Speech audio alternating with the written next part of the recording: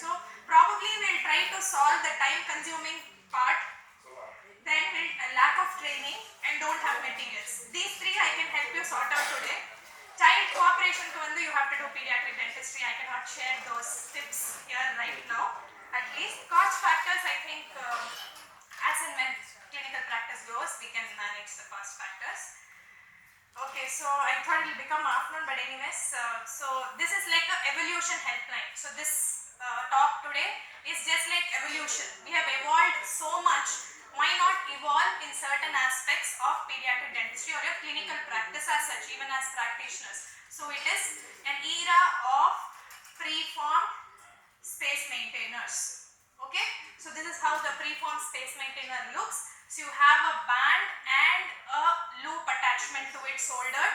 All you need is another component, which is the loop component, which are of three types: curve loop, the straight loop, and then the last one could be for a distal shoe. Okay, so these are preformed space maintainers. So why are we calling this new age or new era of space maintainers? Single sitting and very useful. So it's not like patient, you've done extraction today, you tell the child to come back for a second visit of space maintainers, they vanish, they don't come. Mostly they don't come. They say it's okay, we are fine. So you can do it in single sitting, you don't lose a patient, and especially when you do cases under general anesthesia, very useful. And then no laboratory work needed, it's only chairside skill, and it is very easy. Those who are attending hands-on workshop will come to know. No need of an impression because you have band sizes from 24 till 42, which is preformed, can be done under normal LA immediately after extraction, and there is no error. We can't say lab made an error by making a loop which is high or low or narrow. And then finally economical, because there are no lab costs in this, it's only your clinical costs. So starting with the technique, first, as I said, the step 1 is to choose the band. So when you have to choose the band, it will be, there are, when I said 24 to 42 sizes, you can choose accordingly. The bands are universal. It's the same for maxilla and mandible. So when you use that, first set is to choose the band, adapt the band. There are set of instruments which you get along with the kit, and then once you finalize the band, next thing is to take a straight probe and put one of your rubber stoppers from one of the files and mark it, keep it as a marking to measure what is the width until the canine. Measure the mesiodistal width from the starting of the soldered loop component to the canine, and we select the wire component. So for band and loop space maintainer, two components, band and the loop. So we have selected the band. Now we are choosing the loop. So loop are of two types in this preformed space maintainers. It can either be curved or straight. In my clinical experience and my personal opinion, I prefer using a curved loop rather than a straight loop, because curved loop allows the growth of the jaws better than the straight loop. And curved loop also engages the canine in such a fashion that it is coronally engaging. It doesn't engage apically. So soft tissue impingement is also very less in a curved loop. Whereas straight loop we use in cases where there is very little space left. When the patient has come after a while, when you don't have enough space for a curved loop, that time probably you can use a straight loop. So again, this is tailor-made. As and when you do cases, you will know when I can use, when you prefer. So there is no rule book to this. But curve is, I prefer for two reasons. One, allows growth of the jaws. Second, doesn't impinge on the soft tissue as the soft tissue shrinks after extraction. Okay. So then pliers are there. So once you've marked the component where it is ending at the canine, use a cutter. This cutter also comes along with the kit, and then you use and cut the excess wire. Our job is to try this inside the loop. So you can use a plier or a finger. If it's very tiny, use a plier to fix the loop into the loop component. Once you have done that, again place it back and check if it is seating exactly on the canine. So what did we see? We saw selecting the band, then you measure the width until the canine, and then you're going to choose the loop based on clinical experience or whatever you're seeing in the child's mouth, curved or straight, and then you finally cut the amount where you don't want the excess amounts, and then you try it again on the child. If it's fine, that is the final step. But if If you still feel it is going beyond the canine, you cut a little more after measuring. So this is how it's supposed to look. So that's why I said curved loop is better, because it is coronally oriented. So it doesn't impinge even after soft tissue shrinkage happens after extraction. And then finally the step called crimping. So crimping is another plier. So you have two pliers, one is the cutter and the crimper. So crimper, why crimping? Here we are not soldering, correct? We are not soldering. In a conventional band loop we solder. So here, to not allow the loop to come out, you crimp at the junction where it is entering the loop component, and then you finally cement it. Okay. So crimping, once you crimp extraorally, you can also place it in the mouth and crimp it intraorally, and then finally cement it. So I have already discussed this, whether curved or straight. It comes with experience, but my two takeaways or clinical tips in last 8 years is, you will do it when you want the mesiodistal dimension of the arch to grow, allow the canine to keep migrating, then you use a curved loop and not impinging. But when there is minimal space, curved loop is very difficult to accommodate, you will probably go for the straight loop. Okay. So then next is the distal shoe. So I used to dread distal shoe. When the patient with 5 comes grossly decayed and I am in a position where I have to extract the tooth, I myself start sweating, because placing distal shoe in a conventional manner is very difficult. So this was much easier and life changing, because there is already a band which is there, which is going to be placed. Pre-formed distal shoe is really a lifesaver, very easy to do. So in these cases nowadays, it's also like, because we have this pre-formed space maintainers, many cases where we even want to try a 2 visit, 3 visit, 4 visit pulpectomy, we give up. We like, let's go for extraction, because that is better in terms of prognosis rather than doing a 2-3 visit pulpectomy where the child is going to again come back with a recurrent abscess. Okay. So it easily adapts to the eruption. So this is one of my cases where we placed it, and then the permanent molar erupted very beautifully along with the support of the distal shoe. Distal shoe is a guiding appliance. We require a guiding appliance for the eruption of permanent 6. Otherwise, it is going to mesially migrate. That is also one law of nature present in our teeth. It will not come straight, it will mesially migrate. Wherever there is space, it is going to migrate. So the best method to decide the length of the distal shoe is, obviously, first thing, mesiodistal width of the extracted E. That is our baseline measurement for the distal shoe arm, followed by the mesial marginal ridge of 6. So you, from the starting mesial end of E to the mesial marginal ridge of 6 is our measuring length. We measure that, then you cut how much ever you want to, crimp it, place it in the loop. If you want to give a slight curvature to the distal loop, you can give it with your Adams or universal plier, and then finally place it. This was done in a single visit where the D was removed, but this is an example of band and loop. So here again I am showing you immediate placement with a curved loop. So this is another patient, but done under GA, general anesthesia. So this also a curved loop was given on both sides. The patient is 3-year-old, and this is a case of another colleague, Dr. Meenakshi, a very senior colleague from Mumbai. So these are some cases where you can see how the loops extraction was done, and the same visit the space maintainers were placed. So we have this crimper, cutter and the chair side space maintainer. So clinical tips is, do not over crimp. So over crimping can sometimes break the wire inside the mouth. So, and also crimp at the center or more towards the loop, not towards the wire. Loop as in the one which comes with the band. So crimp towards the loop side more, because sometimes breakage like that has happened, we have also experienced. And if it is too small, use a plier to insert the loop into the loop component. And other clinical tips are, see to that it doesn't interfere with the soft tissue. So a straight component we have found over last, I think, few years that it interferes a little with the soft tissue component, but a curve never has done so. And then then let it not be in a malformed position. It has to be straight when you cement. And what we can do to avoid all this is, again, radiographs is a must after cementation, so that when the patient comes later and tell, though no, you had placed it like this only, we can show the pre-op which was intact.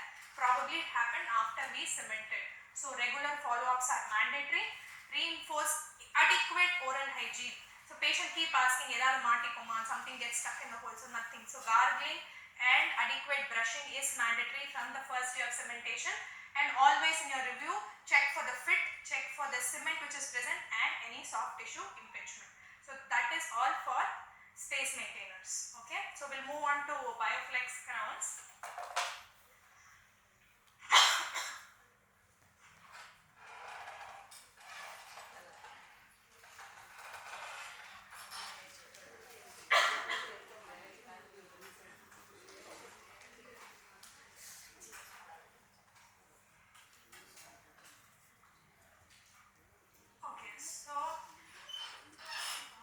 So we have come from an era of stainless steel crown, which is still the gold standard in pediatric dentistry.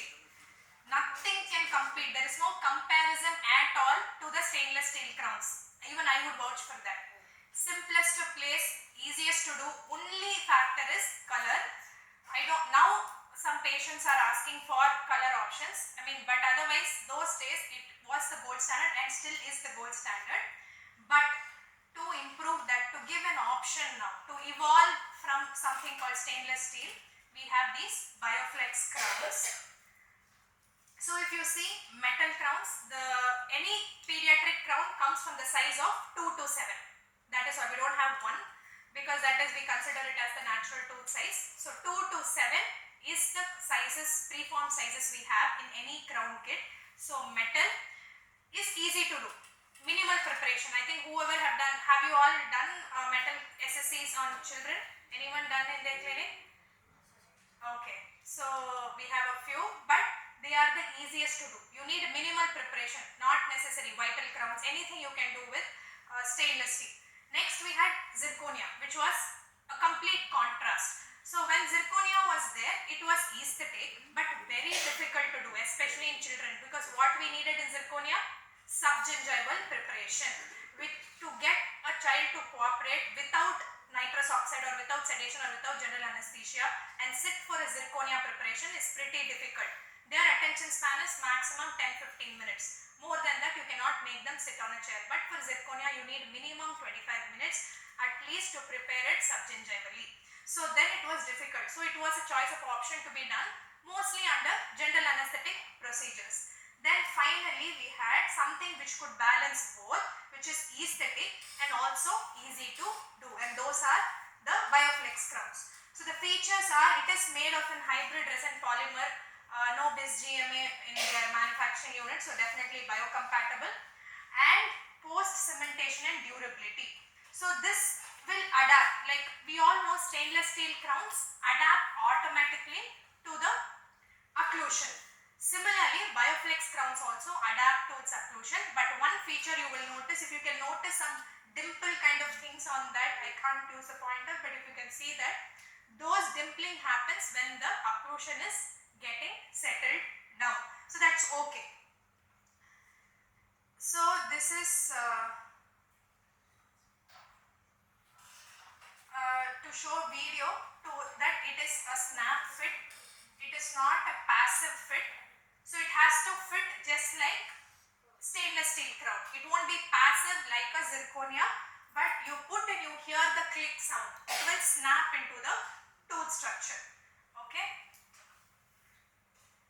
So ease of fitting, which is what all do we do in a stainless steel crown? We do something called crimping, we do something called contouring, we do something called flattening the mesiodistal surfaces. All of it can be done in a bioflex crown. That is why it is equivalent to a metal crown, but the color is the only difference. So also it can be trimmed using a scissor, which I will be showing in the hands-on workshop, and then this is a hoe plier in the second image where the mesiodistal widths are flattened, and finally it can be polished using a greenstone burr.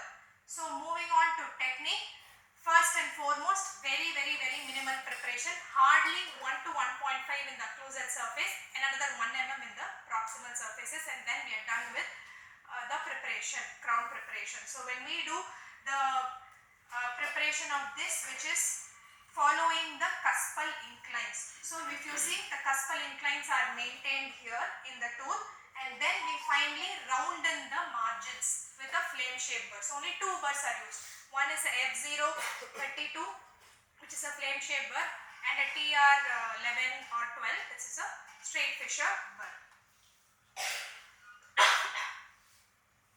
Rounded, and then proximal reduction is hardly 0.5.